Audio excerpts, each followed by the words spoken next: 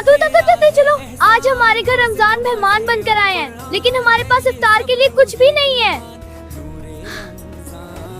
बेटा फिक्र ना करो, मेहमान आए हों तो खाली हाथ नहीं जाने देते। चलो बाजार चलते हैं।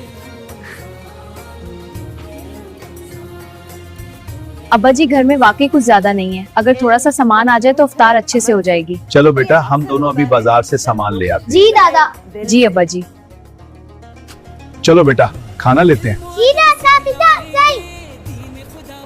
रमजान का महीना बरकतों का महीना है, अल्लाह खुद ही आसानी कर देता है। दादू हम आ गए।